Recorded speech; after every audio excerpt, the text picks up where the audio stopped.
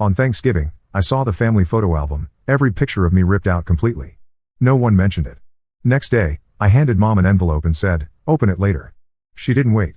Dad turned white. My finger traced the jagged edge where I should have been. Christmas 2009, the trip to Yellowstone, my high school graduation, all there, except me. Carefully excised from existence, like a surgical removal of a tumor. Clean cuts. Deliberate. Nothing accidental about the way my face had been eliminated from every memory. I closed the burgundy leather album and returned it to the coffee table, my hands steadier than they had any right to be.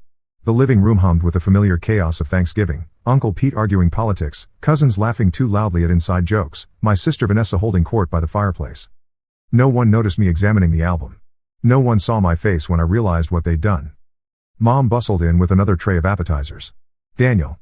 You're not mingling," she said, her voice carrying that familiar note of disappointment. "Everyone's asking where you've been."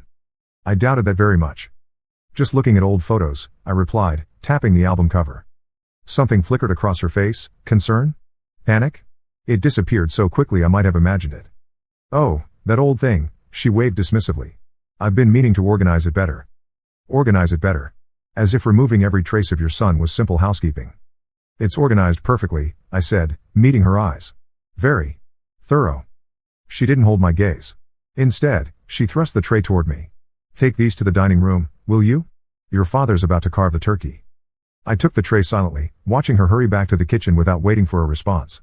Classic Mom, always moving, always directing, never lingering long enough for a real conversation. In the dining room, Dad stood at the head of the table, carving knife poised over a glistening turkey. Vanessa sat at his right hand, her perfect husband Nathan beside her, their twin boys fidgeting in booster seats. The golden family. Complete. Whole. Without me. "There he is." Dad boomed with performative cheer. "The prodigal returns." Everyone laughed like he'd said something clever. I set down the tray and took my assigned seat, far end, next to Great Aunt Millie, who was mostly deaf and smelled like peppermints. "How's the city treating you, son?" Dad asked, slicing through white meat with surgical precision. "Fine," I said. "Busy." "Still at that tech startup thing?" He managed to make a six-figure job sound like I was selling pencils on a street corner. "Same company, yes. We just secured another round of funding." Good, he nodded absently, clearly not listening. He turned to Nathan. "How's the hospital expansion coming along? Breaking ground in spring, right?" And just like that, I was dismissed. Forgotten. As always. I watched them across the table, the perfect nuclear family. Dad beaming at Nathan, Mom fussing over the twins, Vanessa glowing with self-satisfaction. I was a footnote at my own family dinner. An obligation. A loose end they hadn't quite managed to tie off. The conversation flowed around me. Promotions, school accomplishments, vacation plans. No one asked about my life, my accomplishments, my plans. When I offered information, it was acknowledged with polite nods before someone quickly changed the subject. I shouldn't have been surprised. This had been happening for years, long before I moved away, long before the incident they refused to discuss. But something about seeing that album, seeing the physical manifestation of my erasure, broke something loose inside me. After dessert, while everyone migrated to the living room for coffee, I slipped away to my old bedroom, now the guest room, stripped of all evidence I'd lived there for 18 years. I removed the envelope from my bag. Heavy cream paper, expensive, official looking. I ran my thumb over the seal, wondering if I was making a mistake. But the image of those torn photos steeled my resolve. When I returned downstairs, Mom was in the kitchen alone, packaging leftovers into containers. "Need help?" I asked. She startled. "Oh. Daniel. No, I've got it under control." Of course she did. Mom always had everything under control, except me. "I've got to head out soon," I said. "Early meeting tomorrow." Relief flashed across her face before she composed herself. "So soon? Well, it was lovely having you. Do you want some turkey to take home?" "No, but I have something for you." I held out the envelope. "Open it later, when everyone's gone." She took it, frowning slightly. "What is this?" "Just some paperwork I thought you should have." Her eyes narrowed with suspicion. Mom never liked surprises, they disrupted her carefully orchestrated life. "I'll wait until later," she said, setting it aside on the counter. But I knew she wouldn't. Mom had never delayed gratification in her life. Sure enough, as I gathered my coat from the front closet, I heard paper tearing in the kitchen. By the time I returned, she was halfway through the documents, her face drained of color. "What is this?" she whispered, fingers trembling against the heavy stationery. "Exactly what it looks like." Dad appeared in the doorway. "Everything okay? We're about to play charades." Mom held out the papers wordlessly. He took them, puzzled, then began reading. I watched the transformation, confusion, disbelief, understanding, fear, play across his face like scenes in a silent film. "This is a mistake," he said finally, his voice barely audible. "No mistake." I took back the envelope, now empty. "DNA doesn't lie." Mom sank into a kitchen chair. "Where did you get this?" "Does it matter? I've suspected for years. You've always treated me differently. Like I didn't quite belong." "That's ridiculous," Dad snapped, but his face had gone the color of wet cement. "Is it? Look me in the eye and tell me I'm wrong." I gestured toward the living room, where laughter erupted over something Vanessa had said. "Tell me why I've always been the afterthought. Why my achievements never mattered. Why you cut me out of every family photo." "That album," Mom began weakly. "Save it."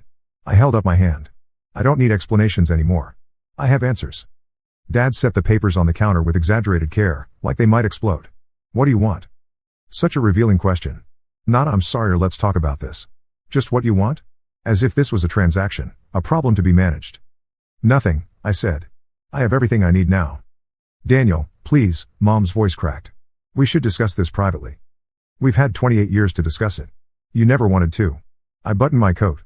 "I just thought you should know that I know. That's all." "You can't just drop this bomb and walk away," Dad said, anger finally breaking through his shock. I laughed, a sound without humor. "Watch me."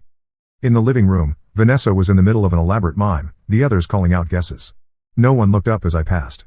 I paused at the doorway, taking in the scene one last time, the family I'd spent my life trying to be part of, the approval I'd never stopped chasing.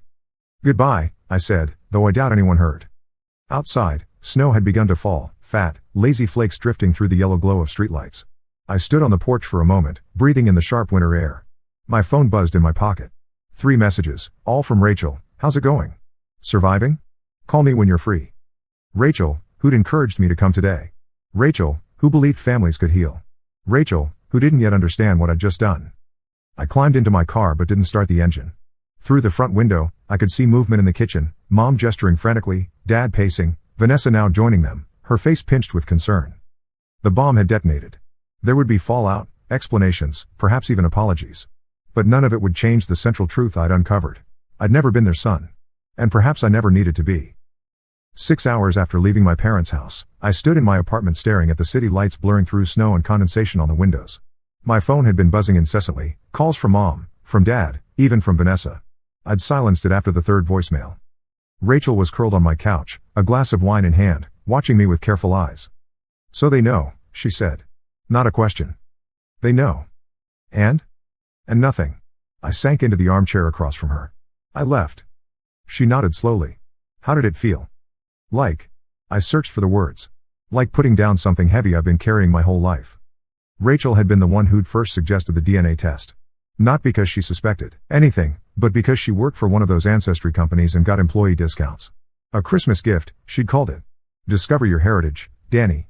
Might be fun." Fun wasn't exactly how I'd describe the moment I saw the results. "They're going to want to explain," Rachel said gently. "There's nothing to explain. Biology is biology." "You know that's not true. Family is complicated." I did know. Despite everything, I knew. The test had simply confirmed a lifetime of subtle clues, my darker complexion compared to Vanessa's fair skin, my height when everyone else in the family barely cleared 5 feet 8 inches, the hushed arguments I'd overheard as a child that stopped the moment I entered a room. And then there were the pictures. Family photos where I was positioned slightly apart, my mother's hand never quite resting on my shoulder. School plays where they arrived late and left early. Graduations where their applause seemed performative rather than proud. "Do you think Vanessa knows?" Rachel asked. "No. On this, I was certain. She's always been oblivious to anything that doesn't directly affect her." Rachel set down her wine. "Will you tell her?" "That's not my responsibility." "Danny. Why should I care about protecting their secret? They've been lying to me my entire life." "I'm not saying you should protect them. I'm saying maybe Vanessa deserves to know too." I hadn't considered that. Vanessa, for all her golden child perfection, might also be a victim of our parents' deception. The thought was uncomfortable.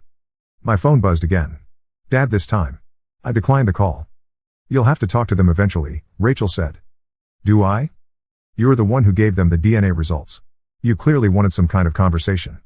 I ran a hand through my hair, frustrated because she was right. I hadn't just walked away with my discovery. I'd confronted them.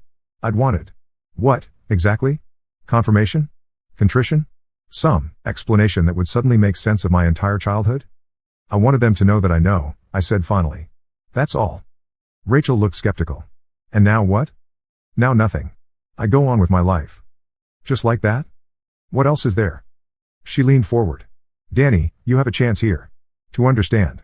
To maybe even build something new. Build what? A relationship with people who've been lying to me for 28 years? Who literally cut me out of family photos. Maybe there's more to the story. Like what? What possible excuse could they have? Rachel didn't answer immediately. When she did, her voice was gentle. I don't know. But don't you want to find out? The truth was, I did. And I hated myself for it. I didn't call them back that night, or the next day. By Saturday, the voicemails had become desperate. Mom crying, Dad demanding, Vanessa confused and hurt. I listened to each one, trying to feel something other than a distant, hollow ache. Sunday morning, my doorbell rang. Through the peephole, I saw Vanessa, hair perfectly styled even at 8 a.m., expression set in determination. I considered not answering, but she'd always been stubborn. She'd camp outside my door all day if necessary. What do you want? I asked, opening the door but blocking the entrance. What do I want? She pushed past me into the apartment. I want to know why you dropped a nuclear bomb on Thanksgiving and then disappeared. I want to know why Mom hasn't stopped crying for 3 days. I want to know what the hell is going on. Ask them. I did. She threw up her hands. All they'll say is that it's complicated and they need to talk to you first. Dad looks like he's aged 10 years since Thursday. Despite everything, I felt a twinge of satisfaction at that. Why are you here, Vanessa? She dropped onto my couch, suddenly deflated. Because you're my brother and something is very wrong. Brother. The word hit differently now. Half-brother, I corrected. Technically. Her head snapped up. What are you talking about? So they hadn't told her. Interesting. The DNA test I gave Mom on Thanksgiving. It proves Dad isn't my biological father. Vanessa stared at me, mouth slightly open. That's not possible. Science suggests otherwise. But that would mean. Her face went through a rapid series of calculations. That would mean Mom had an affair, yes. Or some arrangement they never bothered to share with me. She shook her head, rejecting the information. There has to be a mistake. There's no mistake. It explains everything, why they've always favored you, why Dad can barely look me in the eye, why I'm constantly treated like an inconvenient houseguest rather than family. That's not true. They don't favor me. I laughed bitterly. Vanessa, open your eyes. They've been erasing me for years. Did you even notice the photo album? Every picture of me, gone. What photo album? The one on the coffee table. The family album. Someone went through and removed every photo that had me in it. She frowned. That's insane. Why would anyone do that? Ask them. I will. She stood abruptly. This is crazy. There has to be an explanation. Oh, there's an explanation. Just not one anybody wants to talk about. She reached the door, then turned back. We're still family, Daniel. Whatever this is, whatever happened, that hasn't changed. But it had. It had changed the moment I saw those DNA results. It had changed even earlier, perhaps, the first time I felt like an outsider in my own home, the first time I noticed Dad's affection for Vanessa never quite extended to me. After she left, I poured myself a cup of coffee and stood by the window, watching Sunday morning unfold on the street below. People walking dogs, carrying groceries, living normal lives untouched by the revelation that had shattered mine. My phone buzzed with a text from Mom. Vanessa just called. We need to talk. All of us. Please. Followed immediately by one from Dad. This has gone far enough. Family dinner tonight. 7 p.m. Be there. Not a request, a command. Typical Dad. I texted back, I'll come on one condition, honesty. Complete honesty. Dad's response came quickly, fine. At precisely 7:05 p.m., I knocked on the door of my parents' house. A tactical decision, late enough to make a point, but not so late they could accuse me of rudeness. Dad answered, his face tight with stress. You came, he said, relief evident despite his attempt at composure. I said I would. The dining room had been transformed in the way it only was for serious family discussions, good china, crystal water glasses, candles. As if formality could somehow soften the blow of painful truths. Mom sat at one end of the table, hands clasped so tightly her knuckles were white. Vanessa occupied her usual spot, Nathan absent for once. Dad gestured for me to sit. No Nathan tonight? I asked Vanessa as I took my seat. I asked him to stay home with the boys. This is family only. Family only. The irony wasn't lost on me. Mom cleared her throat. Daniel, I know you're angry. I'm not angry, I interrupted. I'm clarified. What does that mean? Dad demanded. It means I finally understand why things have always been the way they are. Why I've never quite fit. Why you've been slowly erasing me from family history. We haven't been erasing you, Mom protested. The photo album says otherwise. A thick silence fell. Mom and Dad exchanged a look I couldn't interpret. The photo album, Dad said slowly, was Vanessa's project. I turned to my sister, betrayal fresh and sharp. You? She shook her head frantically. No. I mean, yes, I was organizing the photos, but I never removed any of you. I was putting together a surprise anniversary album for Mom and Dad. I took some photos from the family album temporarily to scan them. Every photo with me in it? No. I don't know what you're talking about. I took maybe a dozen photos total. We all stared at each other in confusion. Show me, I said finally. Vanessa disappeared upstairs, returning moments later with a sleek black album. She set it on the table and opened it. There I was, on page after page. Birthday parties, holidays, graduations. Me and Vanessa building sandcastles at the beach. Me on Dad's shoulders at a baseball game. Family portraits where I stood firmly between my parents, my mother's arm around my waist. I don't understand, I said, looking back up at them. The album in the living room. Let me see, Mom said, rising from her chair. We all followed her to the living room. The burgundy album sat exactly where I'd left it on Thanksgiving. Mom opened it, flipping through the pages with increasing confusion. This isn't. These aren't. She looked up, bewildered. Someone's removed photos, but I didn't do it. Dad took the album, examining it with a frown. Who would do this? We all looked at each other, the question hanging in the air. It doesn't matter, I said finally. The album isn't the point. The DNA test is the point. The momentary distraction evaporated, tension rushing back into the room. My parents exchanged another loaded glance. Let's go back to the dining room, Dad said.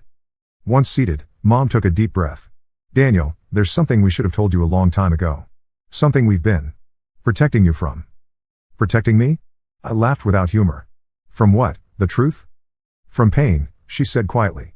From a story that isn't as simple as you might think. Dad reached for her hand. It was never about not wanting you, son. Son. The word felt like a lie now. Just tell me, I said. No more games. Mom nodded, tears already forming. You were born in 1995. Your father and I had been married for 3 years. We'd been trying for a baby, but... She looked at Dad. We couldn't conceive, he continued.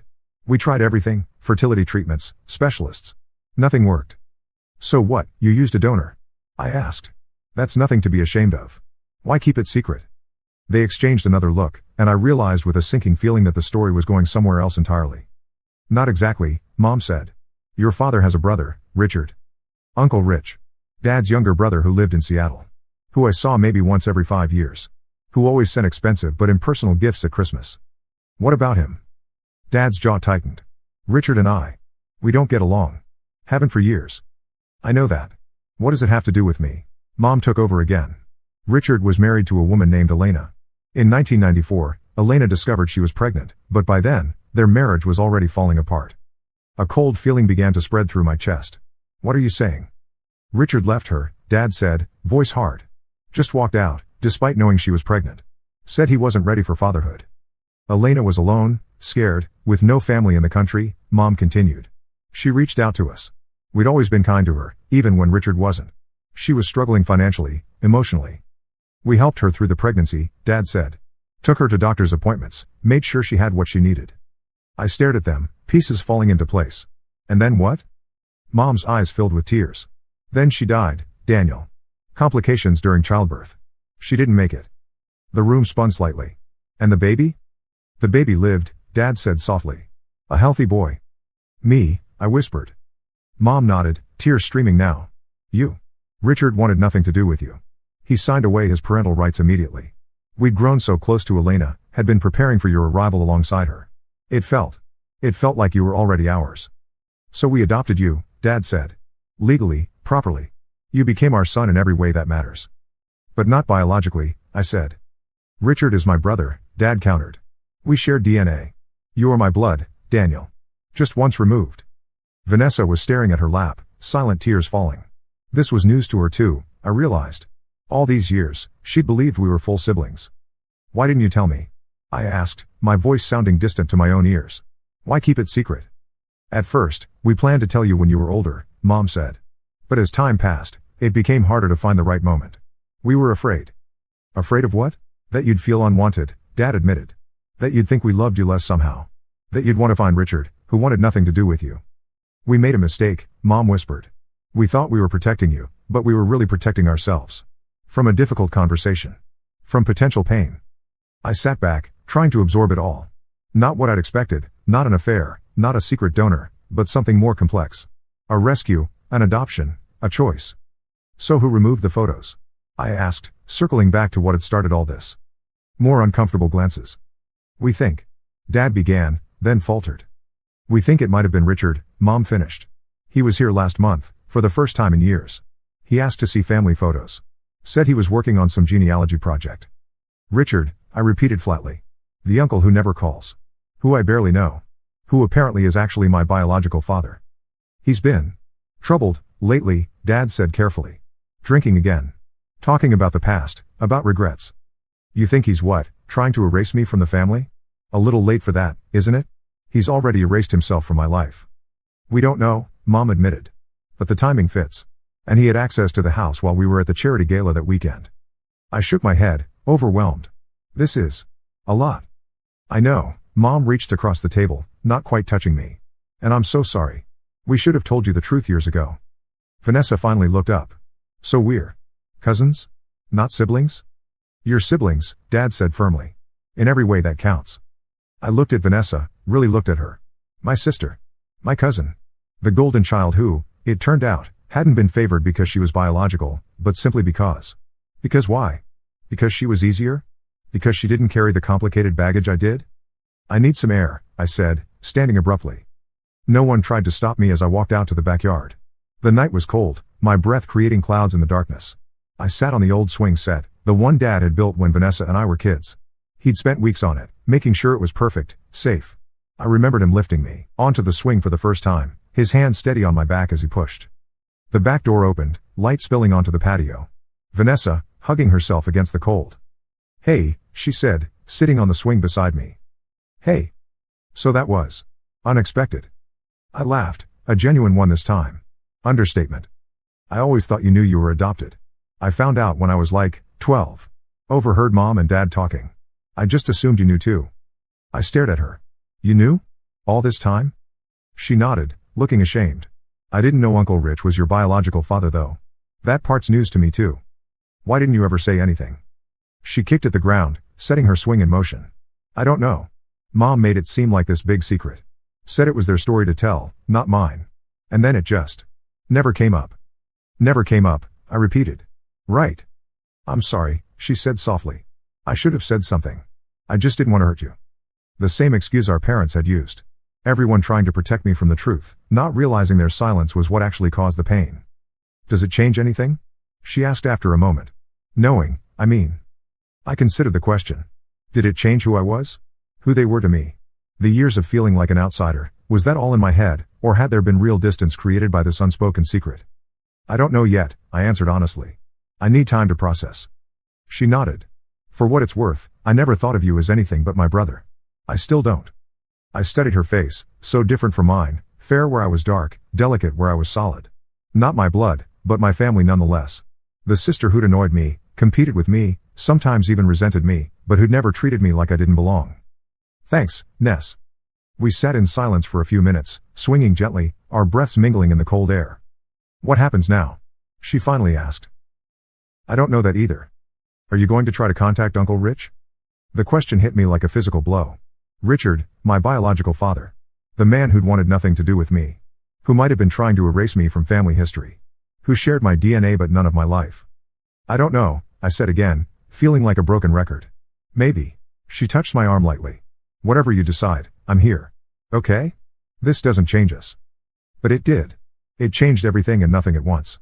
The family I thought I knew had transformed into something more complicated, more fragile, more real. We should go back inside, Vanessa said.